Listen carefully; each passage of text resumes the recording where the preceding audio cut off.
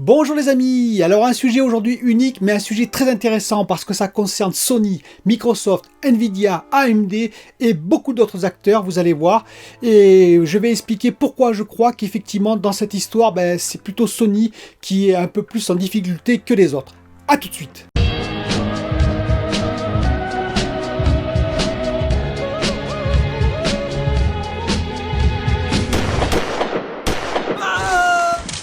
Alors, qu'est-ce qui se passe? Il se passe aujourd'hui, comme vous avez entendu, qu'il y a pénurie mondiale au point de vue système électronique, c'est-à-dire la fabrication des puces électroniques, comme j'ai expliqué souvent sur les wafers, etc., etc. Je vais y revenir.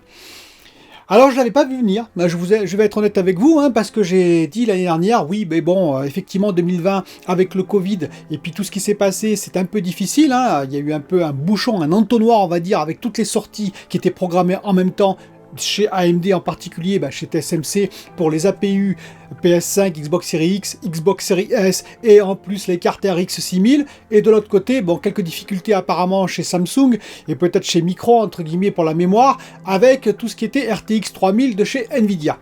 Mais j'ai dit, normalement, fin du premier trimestre 2021, ça devrait s'arranger. Eh bien, pas du tout. Et malheureusement, je dirais même que ça va être de pire en pire. Tous les signaux sont au rouge. Et pourquoi ? Premièrement, parce que faut savoir, comme j'ai déjà expliqué, les systèmes électroniques, quand on fabrique les puces par le process chez TSMC, Intel, chez également Samsung et partout ailleurs, on le fabrique, on dépose des couches diverses et variées sur ce qu'on appelle une galette de silicium. Et oui, les galettes de silicium, donc c'est des barreaux de silicium qui arrivent chez les fabricants, des barreaux de silicium qui sont ensuite tranchés, un peu comme un jambon, mais de façon très fine, et dessus on va fabriquer les puces en question, les puces qui nous intéressent, les APU, les GPU. Sauf que ces barreaux de silicium, malheureusement, la demande a été tellement énorme, et oui, énorme en 2020 et également en 2021, qui arrive, et en plus, elle explose littéralement avec tout ce qui arrive comme puce, tout ce qui est demandé, et en plus, Covid oblige, il y a eu des ralentissements en 2020, et surtout, il n'y a pas eu assez de prise en compte à l'avance de fabrication d'usines de barreaux de silicium, c'est-à-dire que grosso modo on n'a pas pris en compte dans les années à venir le manque de barreaux de silicium, ce qui fait qu'on n'a pas assez de silicium tout simplement. Et oui, ça commence comme ça. On en manque énormément. Et il faut comprendre pourquoi il y a eu explosion de puces électroniques, parce qu'il y a plein de systèmes qui arrivent en même temps.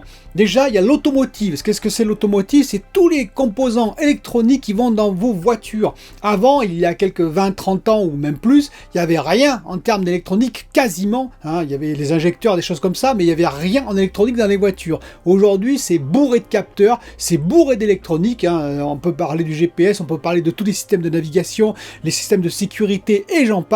Ce qui fait que maintenant, une voiture, c'est un véritable système électronique. Il y a des dizaines et des dizaines, même des centaines de puces électroniques dans chaque voiture. Mais ce n'est pas tout. Il y a la 5G qui arrive. Et oui, la 5G, et la 5G explose. Il y a la domotique, il y a le Wi-Fi, il y a le Bluetooth. Il y a tout ça qui explose, sans compter bien sûr nos consoles et bien entendu les cartes graphiques. Et également, on ne faut pas oublier les CPU qui arrivent, etc., etc. Et donc tout ça fait que les fabs, en l'occurrence, TSMC en particulier, et je vais en parler, Samsung et Intel, alors Intel pour leur système à eux, mais ils sont complètement débordés. Alors bien entendu, on ne fabrique pas tout en 7 nanomètres, heureusement, ni en 5 nanomètres. Il y a plein de fabs dans le monde qui fabriquent en 28 nanomètres, en 14 nanomètres et des choses comme ça.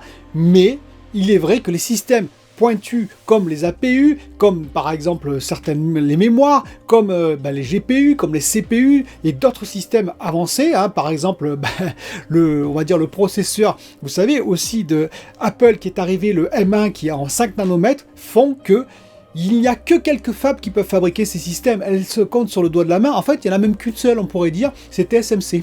Et oui, TSMC, parce que Samsung fabrique également en 8 nanomètres, il est vrai, mais 7 nanomètres, 5 nanomètres, aujourd'hui, il n'y a qu'une fab dans le monde qui fabrique, c'est TSMC. Donc, vous commencez à comprendre le problème.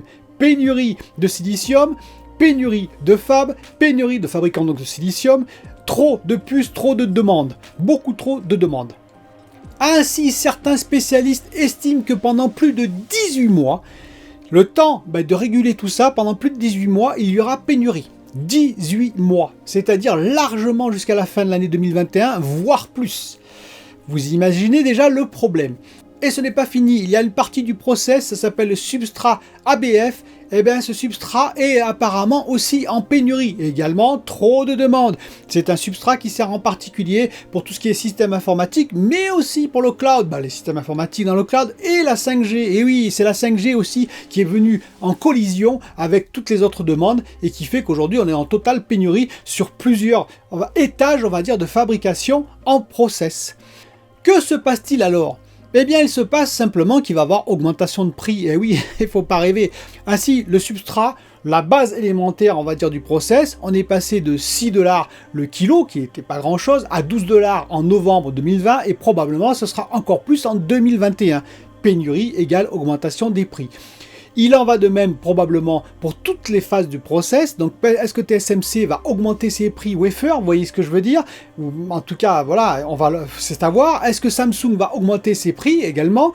Il y a aussi augmentation du transport maritime parce que toutes les consoles, par exemple, toutes les cartes qui sont fabriquées à TSMC, elles doivent voyager dans le monde.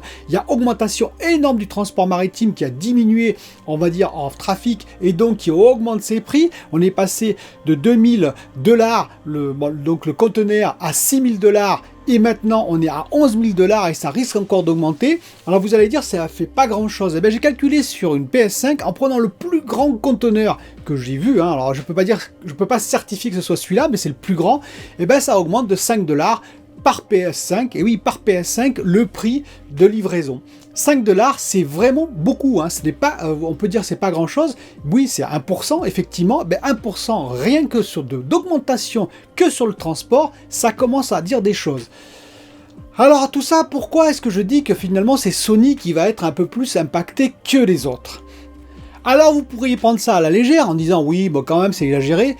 Les constructeurs automobiles aujourd'hui alertent. Les constructeurs automobiles, ils disent attention, on avait des puces qui étaient fabriquées par certains, on va dire, fournisseurs de puces, de process, donc les fabs comme je vous parlais, qui aujourd'hui ne peut plus fabriquer, donc on fabrique ailleurs. Déjà on fabrique des puces peut-être un peu moins bonnes, et oui, de seconde zone entre guillemets, et oui, mais surtout, il y a certaines puces qui coûtaient 5 $ qui aujourd'hui nous sont vendues 110 $. Vous avez très très bien entendu, 5 $, 110 $. Et ça, si ça impacte l'automobile, en automotive, comme on appelle, ça va impacter forcément l'informatique, ça va également impacter forcément les consoles et les cartes graphiques et les CPU et les GPU et j'en passe. On va y arriver. Et donc c'est pour ça que je dis que Sony, dans cette affaire, parmi, on va dire, le groupe des 4, c'est-à-dire Microsoft, Nvidia, AMD et donc Sony, eh bien sera sans doute le plus impacté. Déjà, pour commencer, il faut comprendre que par exemple vis-à-vis de Microsoft, Sony représente quand même beaucoup moins. Ce n'est pas une critique du tout, je ne suis pas là pour faire la guerre PS5, Xbox Series X ou je ne sais quoi. C'est regarder un peu les faits. En effet, la valeur de l'entreprise est estimée à 56 milliards de $ pour Sony, ce qui est déjà beaucoup, mais Microsoft c'est 1470 milliards, 26 fois plus. Vous commencez à comprendre. Alors, par contre, si on ramène ça en 2020, je précise, alors si on ramène ça au chiffre d'affaires, on est à 79 milliards pour Sony, et oui, contre 143 pour Microsoft. Là, c'est assez intéressant en 2020 parce qu'on voit qu'on n'est pas si éloigné que ça finalement.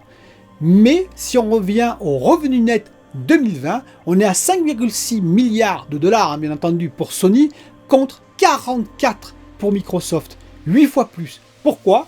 Mais parce que Sony, je vous le répète, ils ont beaucoup de physique, de matériel physique. Ils font des téléviseurs, par exemple, vous les avez vus. Ils font plein d'autres choses, des systèmes acoustiques. Ils font plein de physique, de matériaux physiques, les PlayStation également, etc. Bon, Microsoft fait également des Xbox, entre guillemets, mais ils en font beaucoup plus Sony, c'est-à-dire ils ont des usines, ils ont de la main-d'œuvre, ils ont plein de choses comme ça qui font que, eh bien, en termes de chiffre d'affaires, enfin de revenus nets, c'est moins important. Ils ont beaucoup de dépenses sur leur chiffre d'affaires pour alimenter tout ça. Microsoft fait beaucoup de, on va dire, de dématérialisé. On le voit très bien avec le Game Pass, on le voit très bien avec leur cloud, Azure, etc., qui finalement coûte peu. Alors ça coûte bien entendu, mais peu finalement par rapport à une usine avec des humains. Et oui, malheureusement. Et donc on voit qu'ils ont un revenu net beaucoup plus important, 8 fois plus important. Bien entendu, vous pourriez me dire que Nvidia et AMD pèsent moins que Microsoft, ce qui est tout à fait vrai. Mais ils ne sont pas dans la même situation. AMD fournit les puces déjà à Sony et à Microsoft, donc pour la PS5, la Xbox Series X et la Xbox Series S, Et ils ont également leur carte RX 6000, même si on n'en voit pas trop la couleur. Et Nvidia, ils ont leur carte RX 3000, même si on n'en voit pas trop la couleur non plus. Mais surtout, ces deux fabricants ne vendent pas à perte. Parce que je pense, sincèrement, que la Xbox Series X, pas la S, mais la Xbox Series X est vendue à perte, pour moi, un petit peu à perte, tout comme la PS5. Je pense qu'ils ont rogné les prix tous les deux. Vous vous rappelez du combat de géant qu'on a eu, et qui est arrivé en novembre, finalement, et ça a permis de baisser les prix. Mais oui, mais le problème, c'est que les deux, je pense, ont tiré les prix au maximum, et même un peu en dessous de ce qu'ils devraient normalement récupérer pour être à l'équilibre. Ce qui fait que, si on augmente les prix, alors vous allez me dire, oui, mais c'est pas sur eux qu'on va augmenter les prix. Ben si, forcément, une partie va retomber sur eux. Effectivement, si tous les prix augmentent, TSMC, qui sont, je vous rappelle, les maîtres du monde, puisqu'il n'y a que eux qui font du 7 nanomètres et du 5 nanomètres à ce jour, et de toute façon, Sony, aussi bien Sony que Microsoft, que d'ailleurs AMD, ils vont pas partir de TSMC pour aller chez Samsung, par exemple. De toute façon, Samsung ne pourrait pas, ils sont pleins, je pense aussi. Donc, ils font ce qu'ils veulent, ils sont un peu les rois du monde, on va dire. Eh bien, dans ces cas-là, qu'est-ce qu'ils vont faire? S'ils doivent augmenter les prix, parce qu'eux-mêmes, ils sont impactés par le silicium, par exemple, ils augmenteront les prix, au moins en partie. Et AMD, ils vont arriver, ils vont augmenter les prix, parce que de toute façon, même s'il y a des accords, il y aura renégociation, soyez-en assurés. Sinon, AMD, ils vont dire, on va produire moins, parce qu'on n'a pas envie de vendre à perte, nous non plus, on n'a pas les reins assez solides. Et donc, Sony va devoir absorber, ainsi que Microsoft, une partie des pertes. Sauf que, bien sûr, quand vous avez, on va dire, un revenu net en 2020 8 fois inférieur à celui du concurrent Microsoft, c'est plus difficile. Ainsi, j'ai calculé, si par exemple on augmentait de 15% les prix de fabrication, ce qui est énorme, je le reconnais, mais c'est tout à fait possible. Rappelez-vous, la puce de 5 $ à 110 $, eh bien ça voudrait dire quoi? 15% de plus, ça voudrait dire que pour un prix à peu près de fabrication estimé, si j'enlève les 20% de TVA, plus 30%, on va dire dans les magasins, plus les 20% de distribution, transport et tout ce que vous voulez, ça fait peut-être 225 € à peu près, 225 $, on va dire.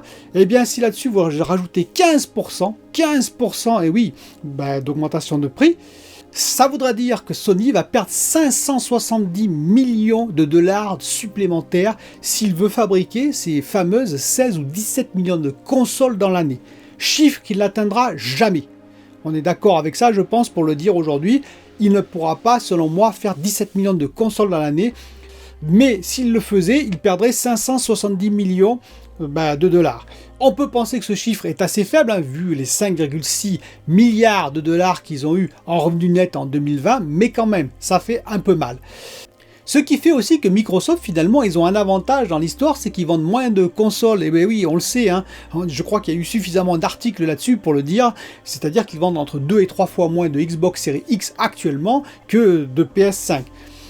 2 ou 3 fois moins de Xbox Series X, ça veut dire 2 ou 3 fois moins également de pertes finalement quelque part. D'autant plus qu'ils ont les reins un peu plus solides, ils perdent moins, et surtout, s'ils ne vendent pas, parce que si cette situation perdurerait, ce serait quand même très compliqué pour Sony, parce que Sony a besoin de sa console physique, et oui, pour vendre des jeux en particulier, et cette situation pourrait devenir plus complexe encore pour Sony si elle perdurait dans le temps, si elle dépassait 2021 pour aller encore à 2022. Pourquoi ?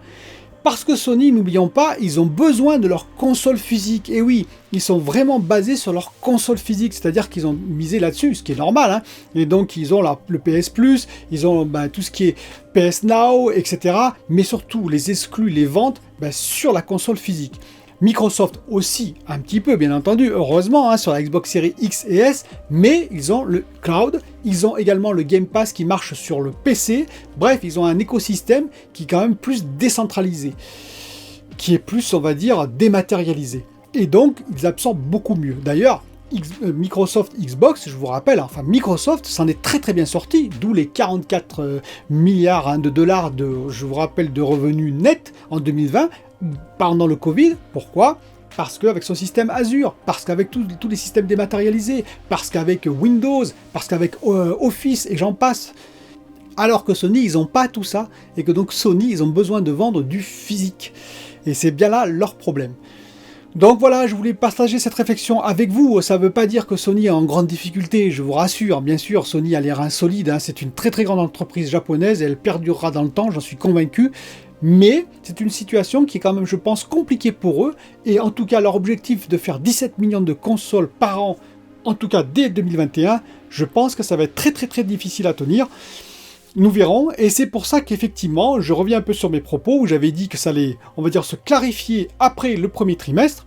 Eh bien, j'y crois un peu moins maintenant, je vous l'avoue franchement. Vu tous les signaux rouges qu'il y a actuellement partout, ça risque de perdurer, et pour la Xbox Series X aussi, entre parenthèses, et pour les RX, bien entendu, 6000 et RTX 3000. Bref, ça va être une année un petit peu difficile, en tout cas au moins jusqu'à septembre-octobre, voire plus. Je vous dis à bientôt pour une autre vidéo.